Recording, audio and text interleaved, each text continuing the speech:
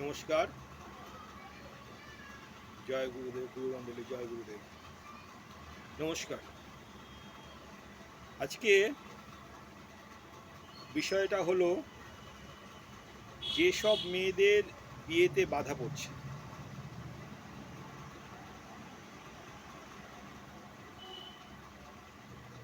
দেখাশোনা চলছে, কিন্তু মাঝপথে এসে কেটে যাচ্ছে, বিয়ে হতে চাইছে না। তারা কি করবেন? সেই সব মেয়েদেরকে বলি, তোমরা 11টা সোমবার শিবের উপাসনা করো। স্নান করে উঠে শিবের মাথায়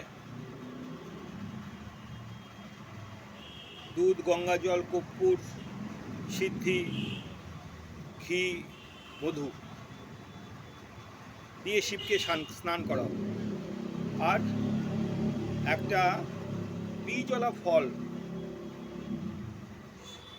শিবকে নিবেদন করো। দেখো তো তোমাদের কাজ হয় কিনা। শিবের স্নানের মন্ত্র, শিবের প্রণাম, এগুলো বই থেকে পেয়ে যাবে। এগুলো বলে আর ভিডিও ভারী করে দরকার নেই। 11টা সোমবার এইভাবে করো। প্রথম সোমবার সংকল্প করে নেবে, অর্থাৎ কি উদ্দেশ্য নিয়ে তুমি শিবের পুজো করছো, শিবের উপাসনা করছো, সেটা বলে নেবে। বলে নিয়ে 11টা সোমবার করো। প্রতি সোমবারই বলতে পারো, তবে প্রথম সোমবারটা বলে নিলে পরে ভালো হয়। তারপরেরগুলো না বললেও অসুবিধার কিছু নেই, কিন্তু প্রথম সোমবারটা বলবে, সংকল্প করে নেবে। এবার অনেকে আসে, বলে যে দাদা বাড়ি থেকে বেরোতে পারছি না, বাড়ি থেকে বেরোলে পরে অমুকে মারবে, অমুকে ঝগড়া করবে, মানে চারিদিকে শত্রুতা। তাদের বলি, একটা গোটা হলুদ নাও, সে গোটা হলুদটা ডান হাতে ধরো, ধরে 108 বা 1008 বার হ্লিং বীজ জপ করো।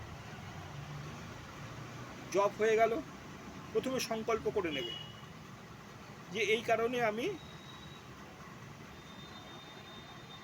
হ্লিং বীজ জপ করছি, বলে 108 বা 1008 বার হ্লিং বীজ জপ করবে ওই হলুদটা ধরে। প্রতিদিন স্নান করে উঠে ওই হলুদটা কর্পূর গঙ্গা জল দিয়ে